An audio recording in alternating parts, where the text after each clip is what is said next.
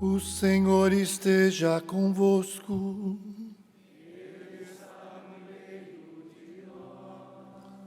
Proclamação do Evangelho de nosso Senhor Jesus Cristo, segundo Lucas. Glória a vós, Senhor.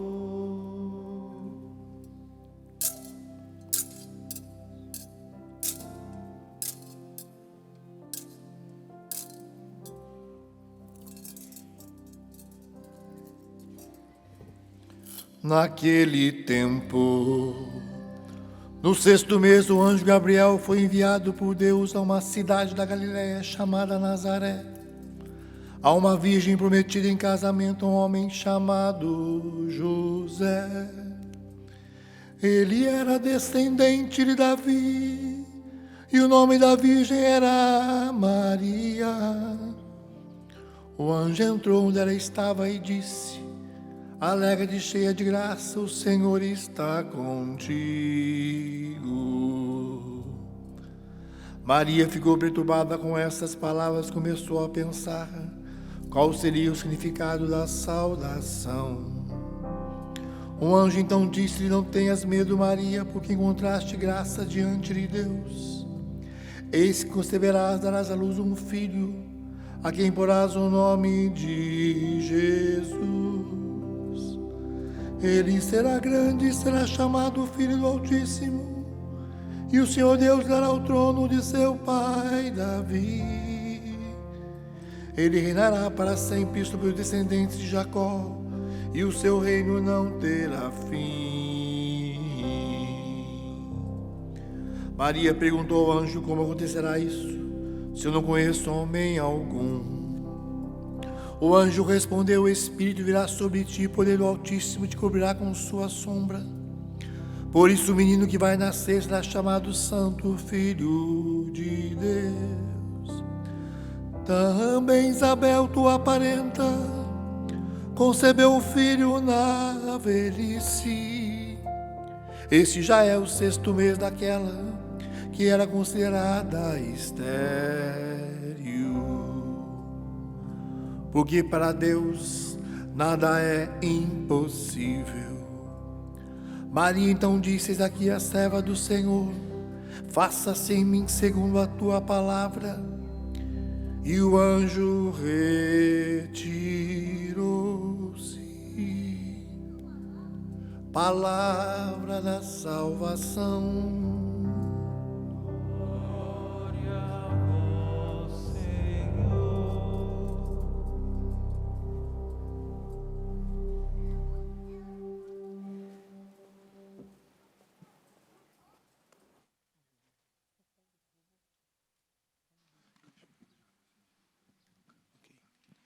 Salve, Rainha, Mãe de misericórdia, vida, doçura, esperança, nossa salve. A vós bradamos, degredados filhos de Eva, a vós suspiramos, gemendo e chorando neste vale de lágrimas. Eia, pois, advogada nossa, esses vossos olhos misericordiosos a nós volvei, e depois desse desterro, mostrai-nos Jesus, bendito o fruto do vosso ventre, ó clemente, ó piedosa, ó doce sempre Virgem Maria. Rogai por nós, Santa Mãe de Deus. Amém. Diácono, quero te agradecer, porque hoje o senhor leu o evangelho certo, né? Ontem na ordenação o diácono confundiu o evangelho, né? Eu falei: se ele trocar o evangelho hoje eu estou perdido, porque eu preparei minha pregação toda no evangelho de hoje, né? Quem nunca fez isso, né? Eu também já troquei, né? Quem nunca fez, atira a primeira pedra. Nós aqui que estamos no presbitério. Diácono, o senhor sabe que quando eu estava ouvindo as leituras, eu estava pensando no seu ministério, né, diaconal, e eu concluí a seguinte coisa: não tem como pensar o seu ministério sem lembrar de duas pessoas. Uma que não está mais entre nós, né, que é o nosso pai fundador, o Monsenhor Jonas, e a segunda é o Dom Alberto Taveira, né, com quem o senhor tem tanta amizade, que te ordenou diácono. Então quero rezar hoje pelo Dom Alberto aqui também, e mais uma vez fazer memória, né, do nosso pai fundador, rezando por ele, dando graças a Deus por tudo que ele nos ensinou, né, pelo legado que ele nos deixou. Queridos irmãos e irmãs, hoje nós celebramos o dogma da Imaculada Conceição. Todo mundo aqui é católico, sim ou não?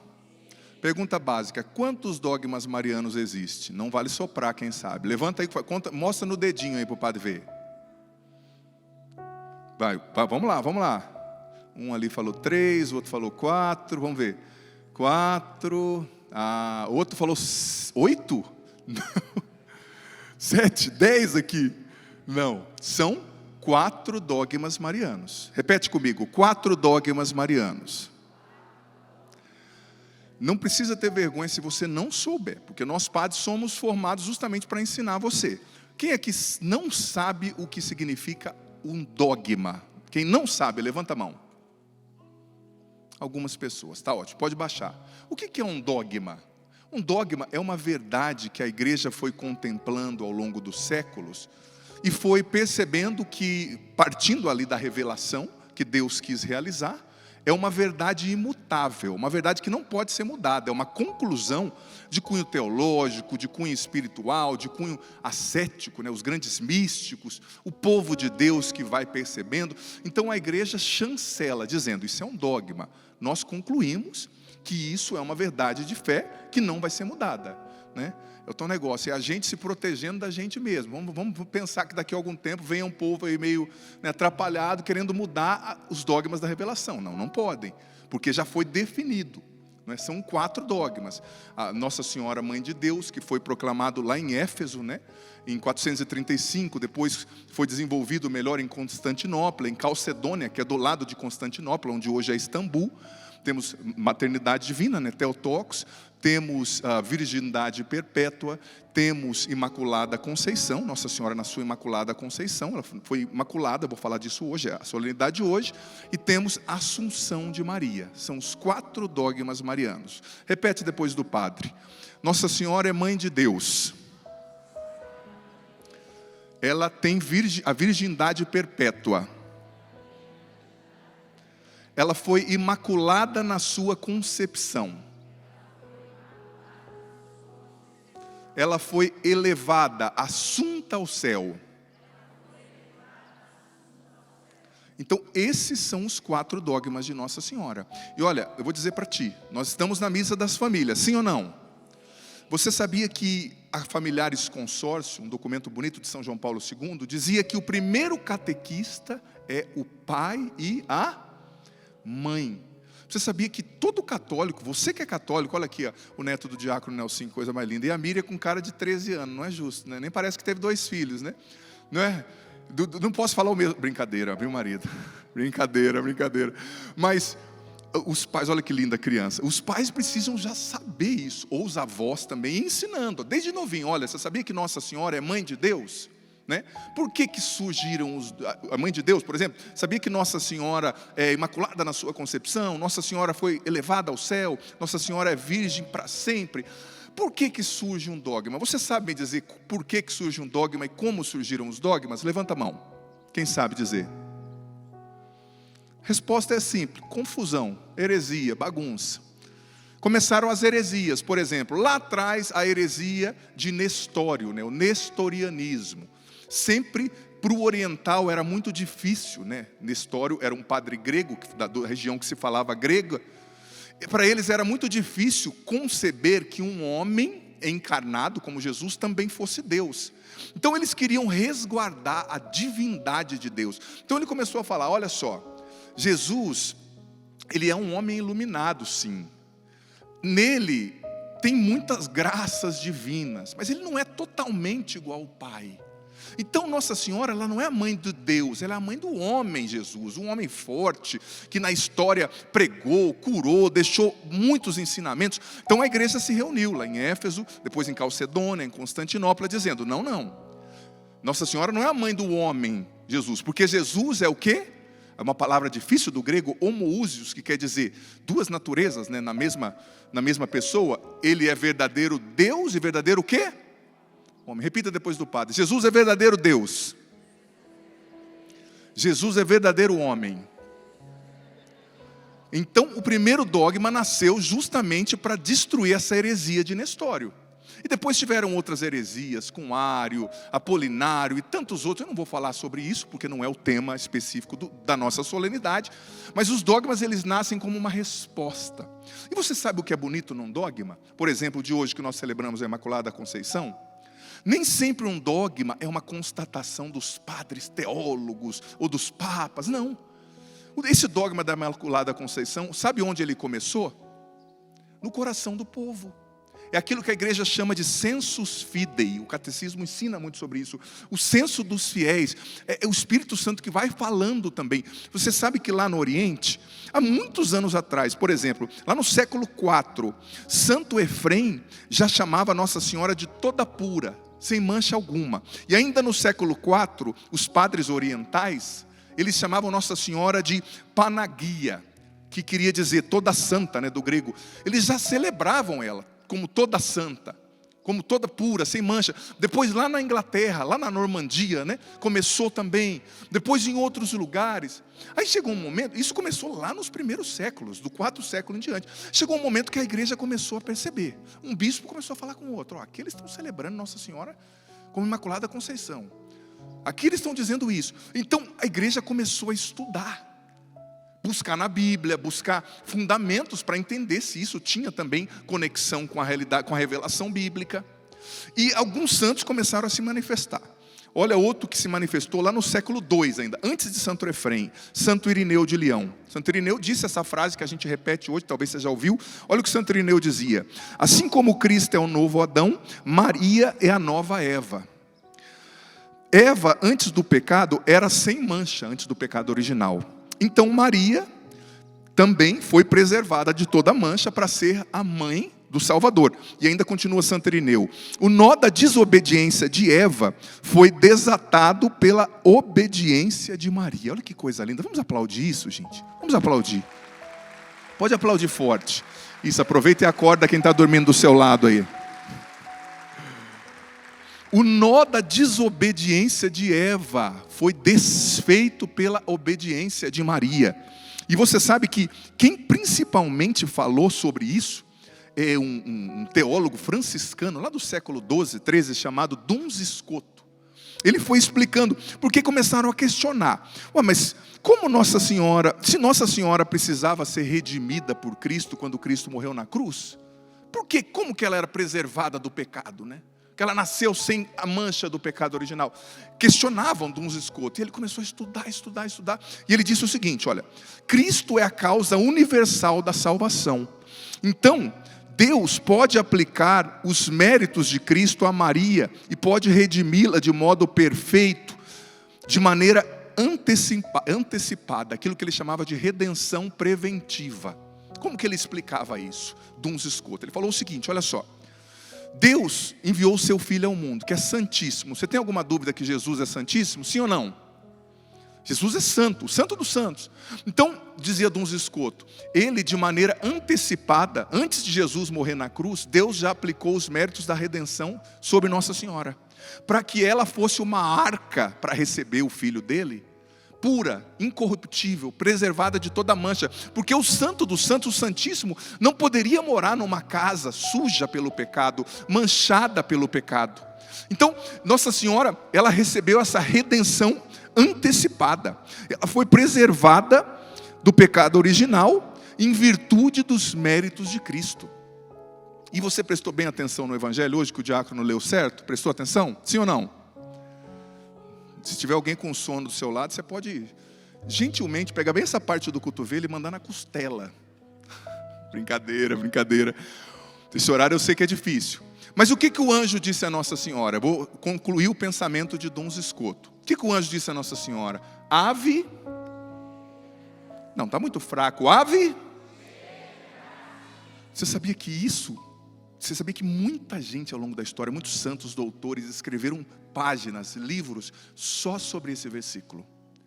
E Duns Scoto vai explicando, nesse teólogo franciscano, que ave cheia de graça é um particípio perfeito, né, do grego, o modo como ele foi escrito, era kekaritomene do grego, né, que expressava uma ação passada com efeitos permanentes. O que significa kekaritomene? É como uma maneira leiga de dizer, como se Deus pegasse todas as graças e colocasse dentro de Maria. Todas as graças que Ele deu para os anjos, para as criaturas, para os arcanjos, é como se Ele pegasse um montante de graça superior a tudo isso, a todas as outras criaturas, e colocarem dentro de Nossa Senhora. A ave cheia de graça, plena de graça, que caritomene, aquela que transborda todas as graças. Por isso que São Luís Maria de Grignon de Montfort dizia que, uma frase linda: Deus juntou todos os rios e fez o mar. Deus juntou todas as graças e fez Maria. Ela é plena de graça, cheia de todas as graças. Por isso que ela foi preservada do pecado original. E como eu dizia, falando da Lumen Gentium, ela é o modelo do que eu e você precisamos ser. Olha para quem está do seu lado aí. Diga para essa pessoa: Nossa Senhora é o modelo. Eu posso ver daqui, eu estou olhando umas mulheres, olha, eu estou vendo na sua cara a paciência de Nossa Senhora. Olha como é serena, calma, silenciosa, silencioso. Mas ela é o modelo do que nós devemos ser. E o Evangelho falava, a primeira leitura falava da descendência de Maria, né? O Padre Jonas gostava tanto de pregar, o nosso pai fundador, sobre essa passagem, né? A descendência de Maria. Maria pisará a cabeça da serpente, e a serpente morderá o calcanhar, e haverá inimizade de Maria entre a descendência de Maria e a descendência da serpente, né? Quem é a descendência de Maria? São aqueles que lutam para imitar Nossa Senhora. São aqueles que lutam para internalizar as virtudes de Maria, o caráter de Maria. São aqueles que lutam pela santidade. São aqueles que lutam para verdadeiramente viver o que Maria viveu. Sabe, quais são as principais virtudes de Maria? É difícil falar, né? Uma pessoa que recebeu todas as graças. Mas vamos por cima aqui, ó, para trazer isso para a nossa prática cotidiana, pessoal. Quais são as principais virtudes de Maria? Pensa aí, eu vou dizer algumas, mas eu quero que você pense. Tenho certeza que você ama Nossa Senhora, sim ou não? Olhando para a vida dela, olhando para os relatos bíblicos, quais são as principais virtudes? A primeira, a fé. A fé de Maria. E o que é ter fé, gente? É crer sem ver. Nossa Senhora, o anjo disse: olha, o Espírito Santo vai vir sobre você. Você vai ficar plena, cheia do Espírito Santo, e quem vai nascer de você é santo. Foi lindo isso, não foi? Sim ou não? Só que o Espírito Santo esqueceu de falar para José, né? E chega a mulher dele grávida lá em casa. Você já parou para pensar nisso? Você que é casado, desculpa. Talvez cansado também, não sei. Estou falando, deixa para lá. Imagina, sua esposa vai dar uma volta e fala assim: amor, rapaz, eu engravidei, tinha um anjo lá no jardim, né? O Espírito Santo não falou para José. Então o que Nossa Senhora tinha, gente? Ela só tinha promessa, ela só tinha a palavra de Deus, e para ela bastou. Fé é acreditar sem ver. Fé é acreditar que o que Deus prometeu vai acontecer, ainda que pareça distante, ainda que pareça, abstrato. Não, se Ele prometeu, vai acontecer. Depois Deus teve o seu jeito de falar com José no seu tempo. E José, sendo um homem justo, não brigou com Maria, não confrontou, mas tinha decidido abandoná-la. Você acha que Nossa Senhora não sentiu a rejeição nos olhos de José? As mulheres percebem tudo, né, maridos? Até o que você está pensando, às vezes, estou falando da minha mãe e meu pai, né? Ele nem pensou, ela fala: Vilmar, já. Você acha que Nossa Senhora não percebeu a rejeição nos olhos de José? Ela só tinha a promessa. Ela acreditou, a fé de Nossa Senhora. Talvez existam situações hoje na sua vida nas quais você só tem a promessa de Deus. Você não está vendo ainda a pessoa transformada, você não está vendo ainda a cura acontecendo, você não está vendo o novo de Deus acontecer. É como Davi. Deus falou para Davi: você vai ser o rei, eu te unjo. O profeta Samuel foi ungir Davi, né? Que coisa linda. Só que demorou 38, quase 40 anos para ele assumir o reinado. A fé exige esse olhar fixo em Deus. Aconteça o que acontecer, Deus não muda. Na sua vida, por mais que as coisas pareçam às vezes estarem caindo, saindo da ordem, Deus continua no trono cuidando de você. Essa é a certeza que eu e você precisamos ter para imitar a fé de Maria. Porque é muito fácil, gente, se a gente está vendo, não é fé. É visão. A carta aos Hebreus diz que a fé é a certeza do que você não vê. Mas isso, me perdoe, humanamente falando, é loucura. Veja bem, a palavra certeza, ela nasce de uma observação empírica, né? Eu tenho certeza que aqui tem uma caixa de som. Eu estou vendo a caixa. Mas como é que você vai ter certeza do que você não vê? Eu tenho certeza que aqui tem uma piscina. Eu vou me jogar aqui. Mas eu não estou vendo a piscina. Isso, humanamente falando, é ilógico. Mas a fé, meu amigo, muitas vezes ela vai te levar a viver de maneira ilógica. Não no sentido de sem discernimento, mas no sentido de crer que o que Deus prometeu vai se cumprir, que Ele está trabalhando nos bastidores. Se você é fiel e faz a sua parte, Ele vai fazer o que é dele. Só que a parte que é dele, só que Ele tem os seus meios, o seu tempo. Outra virtude de Nossa Senhora, a obediência, que se desdobra na disponibilidade. Porque tem gente que até é obediente, né? Mas é disponível. Nossa Senhora, gente, ela disse: eis-me aqui. Deus precisa de servos que estejam dispostos a servi-lo de maneira imediata. Sabe, eu tinha um padre amigo na minha região lá no Paraná, que eu achava tão bonito. As pessoas ligavam lá, iam às vezes na paróquia, falavam assim: padre, eu quero marcar uma confissão. Ele falava: tá bom. Daí a pessoa falava: quando? Ele falava: em nome do Pai, do Filho e do Espírito Santo. Agora, né? Claro, nem sempre ele podia, mas um padre que ficou famoso lá na minha diocese, lá no Paraná, por ser muito disponível.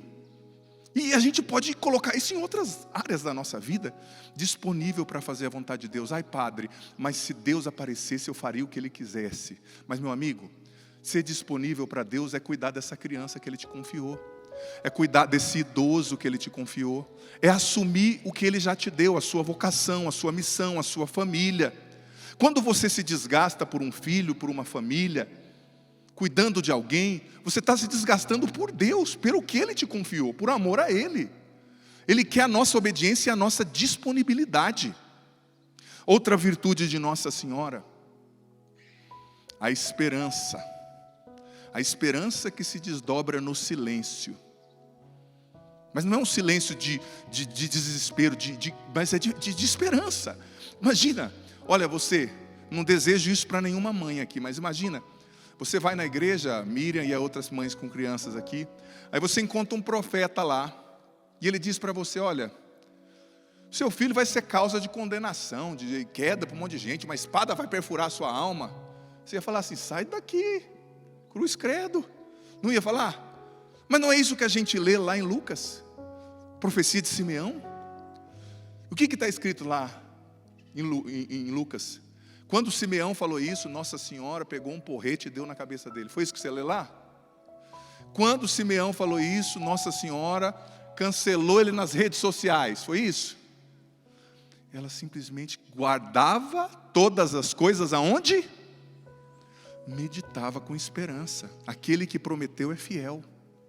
Ainda que vinham as lutas. Esperança silenciosa. E tantas outras virtudes, né, gente? Eu não vou conseguir esgotar. Se eu pregasse até amanhã, 24 horas, eu não conseguiria esgotar todas as virtudes de Nossa Senhora. Mas uma última, a humildade. Humilde para ser pobre de certezas, né? Pobre de si mesma, humilde para servir, para acolher a miséria, para simplesmente, ela recebeu promessas tão grandes, mas o que ela foi? Uma mãe no dia a dia, cuidando, limpando, lavando, cuidando das coisas, educando seu filho, acolheu o mistério maior de todo o universo, na simplicidade da casa de Nazaré, na simplicidade da fuga para o Egito, e do dia a dia, do ordinário da vida. É aí que a gente se santifica e vive também as virtudes e a humildade. Amém? Quero chamar o senhor diácono Nelson Correia, que vem aqui à frente, por gentileza. Passa o microfone para o diácono. Você sabe que hoje é um dia muito especial, como eu já falei, eu tenho um carinho muito grande pelo diácono, pela sua família, pela Miriam. Fui catequista da Miriam. E por isso que eu digo que não é justo que ela pareça ainda uma criança, porque faz tempo que eu fui catequista dela, ela ainda está com a cara da época, viu? Faz quase 20 anos, uns 15 anos. E tem um carinho muito grande, o diácono foi nosso mestre. Diácono, eu já partilhei com o senhor, né? Eu queria que o senhor falasse para nós, partilhasse conosco 3 experiências desses 25 anos de diaconato que verdadeiramente assim tocaram o seu coração e que foram fortes para o senhor. Fique à vontade. Primeira experiência com o Padre Jonas, quando Dom Albano Cavalim, lá em Londrina, me falou você não quer fazer escola diaconal? Eu comecei lá, e depois fui remanejado para Palmas. E o remanejamento da Casa Nova é assim, o Eto que me ligou, o Eto está aqui? O Eto está ali. Me ligou e falou assim, eu precisei ir para Palmas. Eu falei, quando, Jardim? Ele falou, ontem. Era quarta-feira, na segunda-feira eu estava indo embora. Aí falei, agora acabou, né? Porque quando eu cheguei em Palmas, Dom Alberto Taveira, alegria eu tenho trazido Dom Alberto para a Canção Nova, o módulo que eu tinha acabado de ver lá na Escola Diaconal de Londrina, eles estavam acabando lá.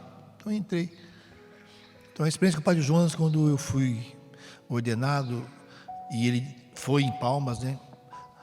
Ele fez questão, o dia do aniversário da ordenação dele, deixou tudo aqui e foi lá. Quando ele fui paramentado, ele olhava para mim e fazia assim para mim. Nem o Bebeto fez o gol.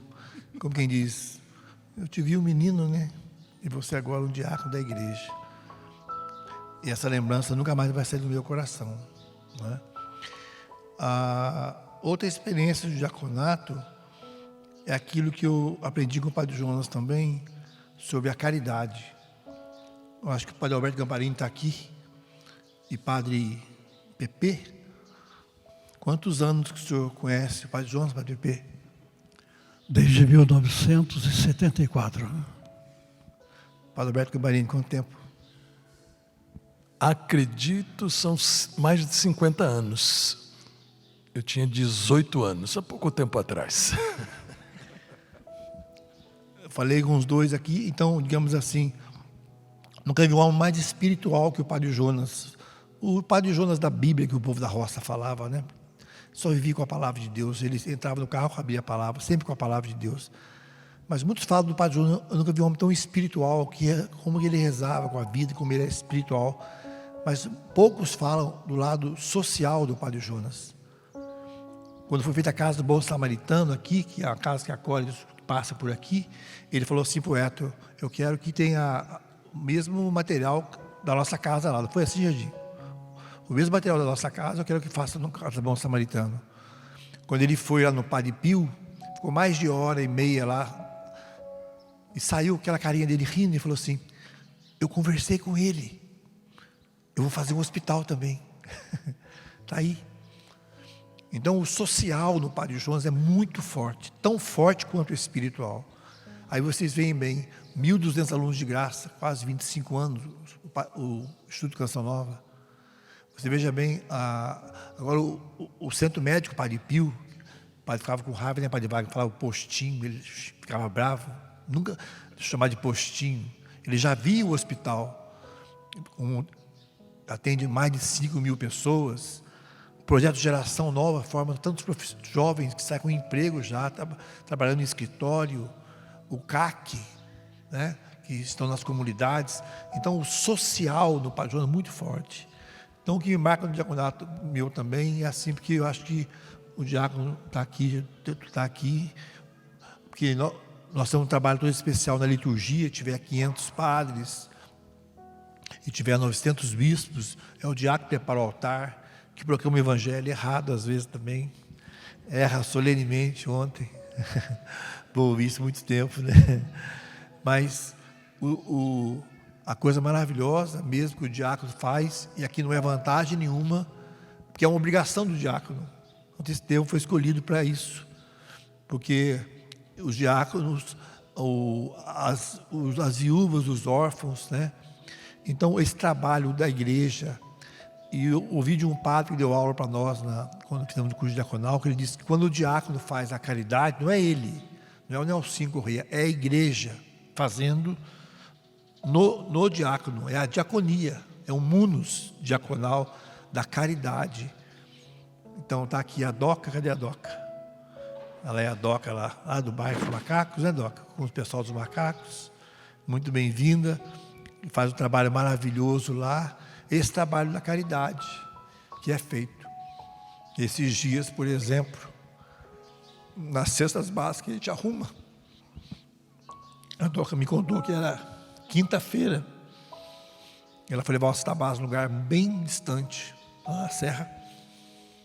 Quando ela chegou, bateu na porta, a senhora saiu e falou, era quinta-feira de manhã, dona Doca, minha última refeição foi Eucaristia, domingo. Isso existe nos tempos de hoje. Hoje existe ainda. Então essa coisa da caridade, de ver as pessoas. Tem aquele ditado, né? Aquela poesia, no meio do caminho havia uma pedra no meio do caminho. Eu não tenho pedra, meu é pobre, tem sempre um pobre no caminho. E graças a Deus por isso, essa coisa da caridade, da Canção Nova, do Padre Jonas, que é esse lado social. E a terceira coisa que me marca no diaconato, que eu sou muito tranquilo quanto a isso, de o serviço, né? Estar para servir. E ao longo nesse ano completo, os 50 anos também que eu conheci o Padre Jonas, naquele Maranatá, esses 25 anos de diácono, eu sou o mesmo. E uma coisa que eu queria fazer em casa é que os meus filhos não tivessem raiva da igreja por causa de mim. Então, um dia a Miriam falou, num encontro grande lá no Centro de Evangelização, que ela gosta que em casa a dalmática do pai é diferente, é o avental, né? Hoje eu fiz um almoço legal, estava bem gostoso, cozinho bem, graças a Deus. Na comunidade tem bastante cobaia, né? A gente aprende a cozinhar. Então, assim, em casa, na mesa, não se fala assunto sério, não tem celular na mesa, não se fala mal da Canção Nova dentro de casa. Nunca permiti. Opa, nunca. Meus filhos aprenderam a respeitar, a amar a Canção Nova. Porque às vezes na hora da mesa, mesmo que a pessoa fala muita coisa que não devia falar, que eles não precisavam ouvir. Então em casa não se fala mal da Canção Nova, nunca.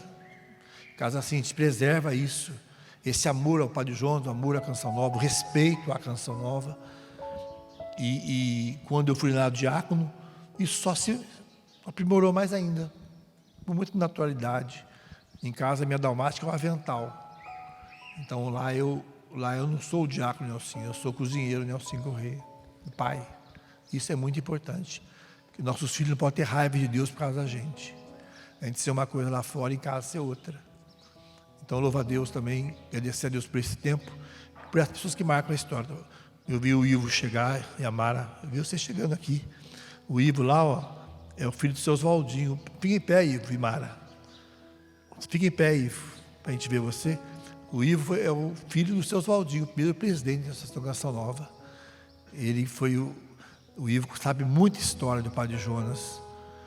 Então, essa história toda acompanha a gente possa louvar a Deus no dia de hoje, por esse lado também social, da caridade do Monsenhor Jonas Abib, que eu vivo com tranquilidade no meu diaconato.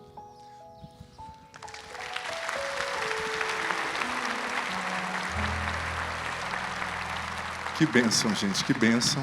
Muito bom celebrar estou com o sacerdócio na cabeça que ontem teve ordenação, o seu diaconato tão fecundo, diácono. E das muitas coisas que eu aprendi com o senhor, eu quero agradecer aqui publicamente com o senhor no nosso noviciado. Eu aprendi muito a amar o Padre Jonas e a amar o carisma Canção Nova. Então, muito obrigado. Aprendi isso mesmo com o senhor na sua vida. E também peço perdão aqui que eu acabei esquecendo de mencionar, né? Hoje também seria aniversário de ordenação sacerdotal do Padre Jonas, né? 61 anos. Empolgado aqui com seus 25 anos, acabei esquecendo, mas também damos graças a Deus pelo sacerdócio do Padre, rezamos também pelos outros irmãos sacerdotes que foram ordenados nesse dia, na Canção Nova. Diácono, eu quero pedir que se o senhor quero pedir que nós rezemos, os sacerdotes venham aqui por gentileza, vamos rezar pelo diácono Nelsinho, vamos ficar em pé, você também impõe a sua mão daí onde você está. Padre Alberto, os padres, vem aqui, irmãos sacerdotes, diáconos, por favor, por gentileza, venham aqui. Padre Alberto, o senhor conduz um momentinho para nós de oração, pelo diácono, vamos rezar por ele também, pela sua família, pelo seu ministério. Vamos então nos colocar na presença do Deus Todo-Poderoso, que realizou maravilhas na vida do Nelsinho e através dele maravilhas aconteceram na vida de milhares e milhares de pessoas. Deus maravilhoso e Deus bendito, nós te entregamos a vida do teu filho Nelsinho Correia e nós pedimos, ó Pai, em nome de Jesus, que o Espírito Santo venha ser sendo renovado todos os dias em sua vida, para que Ele, através da palavra, através das canções, Ele possa ser este instrumento, Senhor, para levar o Teu amor, o Teu poder para a vida de todos. Renova, Senhor, renova aquela graça que Ele recebeu em sua ordenação diaconal. Amém. Shira la candela, shira la yara la pandala, shira la candela, yera la candela, shita la pandala, shayara la candela, shira la yara pandala, pandala, shira la candela, shira la candela, shira la candela, shira la pandala, shira la yara la candela, pandala, shira la candela, pandala, shira la yara. Nós os bendizemos, Senhor, pela vida, pela consagração do diácono, sobretudo no carisma Canção Nova. Renovai, Senhor, no coração dele esta unção, a unção de testemunhar o cântico novo, a canção nova, como um filho do Padre Jonas. Que ele possa, Senhor, no exercício do seu ministério, mas sobretudo como homem, como pai, como avô, marido, como um servidor dos pequenos, dos empobrecidos, que ele possa testemunhar a graça desta consagração à canção nova, Senhor. Que ele faça com que outras pessoas possam entoar o cântico novo, Senhor, o cântico dos remidos, daqueles que foram escolhidos por vós, Senhor, para renovar o mundo com o batismo no Espírito Santo.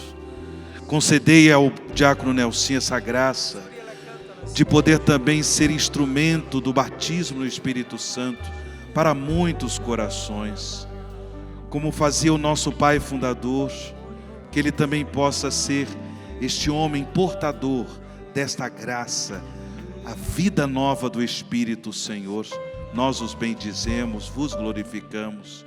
E a canção nova é a casa de Maria. A canção nova tem Maria como mãe e mestra. Por isso, ó Virgem Santíssima, na vossa solenidade da Conceição, desta Conceição imaculada, recebei no vosso imaculado coração este Filho, tão querido, tão amado ao vosso coração, para que ele possa, com a vida, cantar o cântico novo. Ave Maria, cheia de graça, o Senhor é convosco. Bendita sois vós entre as mulheres, e bendito é o fruto do vosso ventre, Jesus. Santa Maria, Mãe de Deus, rogai por nós, pecadores, agora e na hora de nossa morte. Amém. Não dá mais pra voltar, O barco está em alto mar. Não dá mais pra voltar. O barco está em alto mar. Quem sabe solta a voz. Não dá mais pra negar. O mar é Deus e o barco sou eu. E o vento forte que me leva pra frente é o amor de Deus. Deixa eu chamar o Padre Pepe aqui. Queria só registrar aqui, Padre Pepe. Fala alguma coisa lá do seu coração para encerrar esse momento. Fala alguma coisa lá do seu coração. Então, eu conheço meu querido aqui desde o primeiro congresso em Cruzeiro da Renovação Carismática Católica, que o pregador da Venezuela não pôde vir, me pegar de improviso. Eu pude conhecê-lo ainda pequeno, né? E ele sempre fala assim: o senhor me conheceu criança. E temos uma amizade muito bonita. E ele sempre vai à comunidade, já pregou várias vezes e teve a gentileza de se prontificar a pregar o ano que vem, meus 55 anos de padre. Então, somos amigos, como diz aquela canção, amigos para sempre. Amém.